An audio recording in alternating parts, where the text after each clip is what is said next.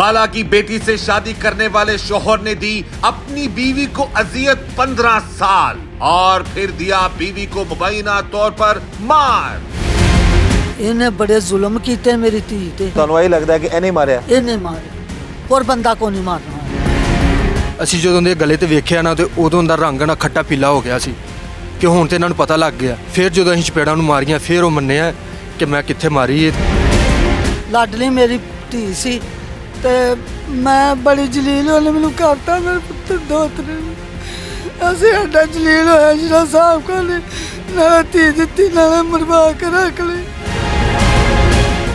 इस वक्त ये हमारे साथ मौजूद है मुबैना तौर पर अपने ही शोहर के हाथों कत्ल होने वाली जो बीवी है उसकी बेटी और उस मकतूला के वालिद।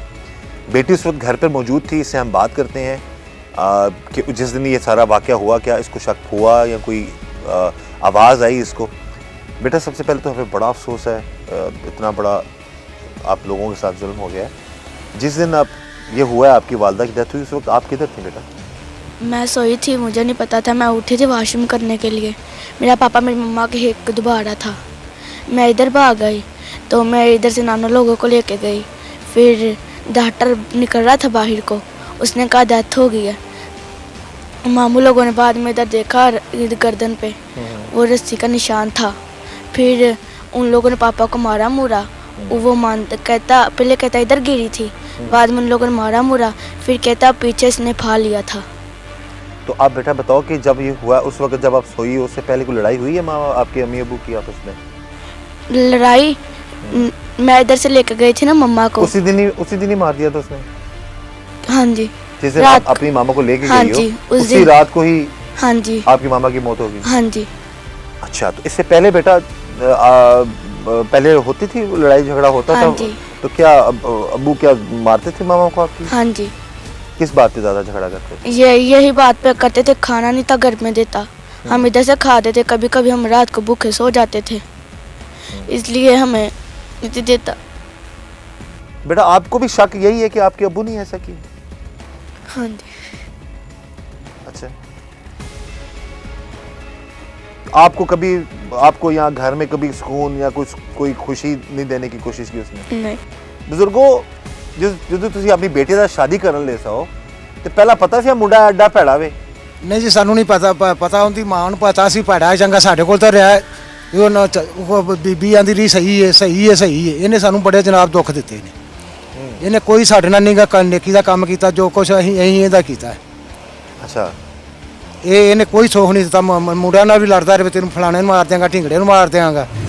इस वक्त हमारे साथ मौजूद हैं मकतूला की भाभी और उनकी ये कज़न भी लगती हैं, इनसे हम बात करते हैं क्योंकि इन्होंने ही शक जाहिर किया था कि जो उसका शोहर है वही उसका कातिल हो सकता है। सबसे पहले जी बड़ा अफसोस है हमें, इतना बड़ा जुल्म हुआ, आपकी बहन ही लगती थी उसके साथ। अब बताएं कि मामला कब से ख़राब था, कब से हालात ख़राब थे, कब से वो इतना जुल्म किया जा रहा था उस पर?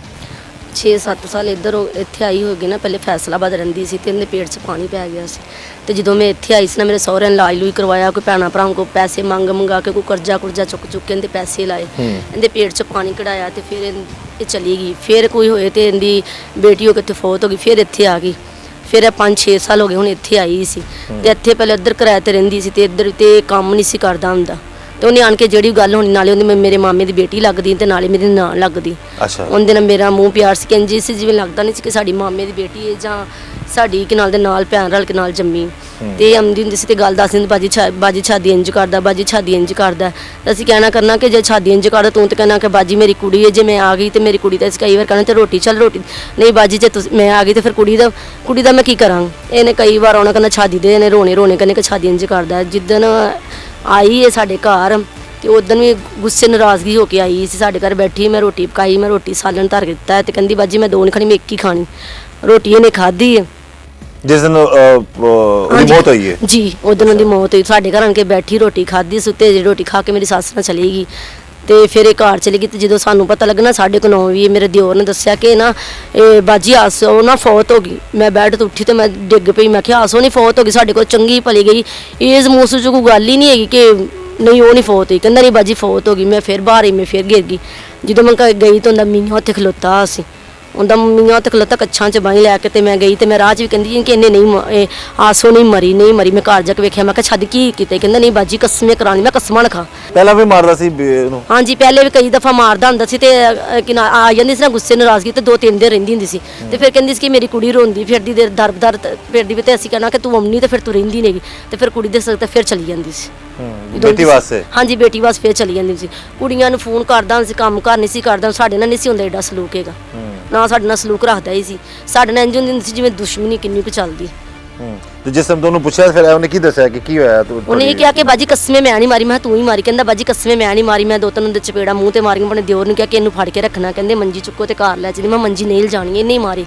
ਕਹਿੰਦਾ ਮੈਂ ਨਹੀਂ ਮਾਰੀ, ਕਹਿੰਦਾ ਮੈਂ ਕਿਹਾ ਤੂੰ ਹੀ ਮਾਰੀ। ਨਹੀਂ ਉਹਦੀ ਕੋਸ਼ਿਸ਼ ਸੀ ਕਿ ਪੁਲਿਸ ਦੇ ਆਉਣ ਤੋਂ ਪਹਿਲਾਂ ਹੀ ਦਫਨ ਹੋ ਜਾਏ। ਹਾਂਜੀ ਕਹਿੰਦਾ ਨਹੀਂ ਪਹਿਲੇ ਨਾ ਉਹਦੀ ਗਰਦਨ ਤੇ ਨਿਸ਼ਾਨ ਨਹੀਂ ਸੀ ਇੰਨਾ ਦਿਸਦਾ ਹੈਗਾ, ਮਾੜਾ ਦਿਸਦਾ ਸੀ। ਜਦੋਂ ਸਾਡੇ ਆਏ ਨਾ ਉੱਥੋਂ ਕਿ ਜੀ ਇਕੱਠੇ ਹੋ ਗਏ ਤੇ ਕਹਿੰਦੇ ਕਿਹਾ ਕਿ ਤੁਸੀਂ ਬੀਬੀਆਂ ਜਿੰਦਾ ਚੁੱਕ ਕੇ ਵੇਖੋ, ਉਦੋਂ ਦੇ ਗਰਦਨ ਤੇ ਨਿਸ਼ਾਨ ਬਹੁਤ ਜ਼ਾਹਰ ਹੋ ਗਿਆ ਸੀ, ਪਹਿਲੇ ਨਹੀਂ ਸੀ ਜ਼ਾਹਰ ਹੋਇਆ।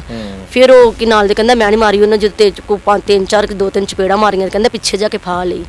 ਸਾਰੇ ਭੈਣ ਭਰਾ ਕਹਿਣ ਲੱਗ ਪਏ ਉਹ ਤੇ ਇੰਨੀ ਫਾਜ਼ਲ ਦੀ ਮਰੀਜ਼ ਸੀ ਤੇ ਉਹ ਖੁਰਲੀ ਤੇ ਕਿਸ ਤਰ੍ਹਾਂ ਖਲੋ ਸਕਦੀ, 3-4 ਫੁੱਟ ਦੀ ਖੁਰਲੀ। ਕਹਿੰਦਾ ਕਿ ਇਹਨੇ ਆਪੇ ਫੰਦਾ ਲਿਆ ਸੀ ਕਿ ਨਹੀਂ ਫੰਦਾ ਲਿਆ। ਉੱਥੇ ਉਹਦੀ ਜੁੱਤੀ ਪਈ ਸੀ, ਉੱਥੇ ਉਹਦੀ ਟੋਪੀ ਪਈ ਸੀ। ਮਾਮਲਾ ਹਾਂਜੀ ਬਿਲਕੁਲ ਜੀ, ਨਾਲੇ ਅਸੀਂ ਘਰੋਂ ਖਵਾਈਦਾ ਸੀ ਨਾਲੇ ਇਹਨਾਂ ਨੂੰ ਕਿ ਚੱਲ ਕੋਈ ਨਹੀਂ ਭੈਣ ਨੇ ਫੇਰ ਕਿਹੜੀ ਗੱਲ ਹੈ, ਠੀਕ ਆ। ਤੇ ਬਾਅਦ ਚੋਂ ਹੋਰ ਵਕਤ ਗੁਜ਼ਰਦਾ ਗਿਆ ਤੇ ਇਹ ਲੜਾਈਆਂ ਪੜਾਈਆਂ ਕਰਨ ਲੱਗ ਪਿਆ, ਮਾਰਨ ਲੱਗ ਪਿਆ। ਕੰਮ ਕੋਈ ਨਹੀਂ ਸੀ ਕਰਦਾ? ਕੰਮ ਕੋਈ ਨਹੀਂ ਸੀ ਕਰਦਾ, ਕਦੀ ਚਲਾ ਜਾਂਦਾ ਸੀ ਕੰਮ ਤੇ, ਕਦੀ ਨਹੀਂ ਸੀ ਜਾਂਦਾ। ਭੁੱਖ ਬੜੀ ਦਿੰਦਾ ਸੀ, ਭੁੱਖ ਸਾਡੇ ਘਰੋਂ ਹੀ ਆਣ ਕੇ ਜਦੋਂ ਸ਼ਾਮ ਪੈਣੀ ਇੱਧਰ ਆ ਜਾਣਾ, ਰੋਟੀ ਉਹਨੇ ਖਾ ਲੈਣੀ, ਉਹਦੀ ਕੁੜੀ ਨੇ ਵੀ ਕਿਸ ਟਾਈਮ ਖਾ ਲੈਣੀ ਤੇ ਕਹਿੰਦੀ ਕਿ ਉਹਦੇ ਵਾਸਤੇ ਵੀ ਦੇ ਦਿਓ ਰੋਟੀ। ਅਸੀਂ ਕਿਹਾ ਤੂੰ ਆਪ ਆਇਆ ਕਰ, ਆਪਣੇ ਵਾਸਤੇ ਖਾ ਲਿਆ ਕਰ, ਉਹਦੇ ਵਾਸਤੇ ਨਾ ਸਾਨੂੰ ਕਿਹਾ ਕਰ, ਅਸੀਂ ਤੈਨੂੰ ਦੇਣ ਜੋਗੇ ਉਹਨੂੰ ਨਹੀਂ ਦੇਣ ਜੋਗੇ ਰੋਟੀ ਹੈਗੀ। ਸਾਡੀ ਆਪਣੀ ਪਤਾ ਨਹੀਂ ਕਿਵੇਂ ਪੱਕਦੀ ਕਿ ਨਹੀਂ ਪੱਕਦੀ। ਅਸੀਂ ਕਹਿੰਦੇ ਕਿ ਸਾਡੀ ਭੈਣ ਹੈ, ਸਾਡੇ ਕੋਲ ਰਹਿੰਦੀ ਸੀ, ਸਾਨੂੰ ਸਕੂਨ ਹੁੰਦਾ ਸੀ, ਸਾਡੀ ਲਾਡਾਂ ਵਾਲੀ ਭੈਣ ਸੀ। अब ये मामला है। अब बकौल उस शख्स की उसने कत्ल नहीं किया, ये कहते हैं जी कि उसने ही किया है, उसने जो जुल्म किया इतना ज़्यादा, और उसके झूठ से शक जाहिर हो रहा है कि हो सकता है कि वो शामिल हो शख्स। तो मियाँ के हाथों यानी कि शोहर के हाथों बीवी का मुबैना कत्ल, और कितने ज़ालमाना तरीके से उसको रखा गया। बेचारी का इलाज ये लोग कराते रहे, फौरी उसको हो गया, इलाज होता रहा, वो भी गरीब लोगों ने ही इलाज कराया इन लोगों ने, और उसने फिर सारी ज़िंदगी वो भाई कह रहा भूखा रखा, उसको खाने को रोटी नहीं दी और उस पर जुल्म होता रहा। वालदा बताती रही है मकतूला की मुबैना तौर पर शोहर के हाथों कत्ल होने वाली जो बीवी है उसकी वालदा, कि उसको मारता था, वो तशद्दुद करता था। और सबसे बड़ी बात है खाला का बेटा, जब वो उसकी बच्ची की खाला फोत होगी तो उसने और जुल्म बढ़ा दिया।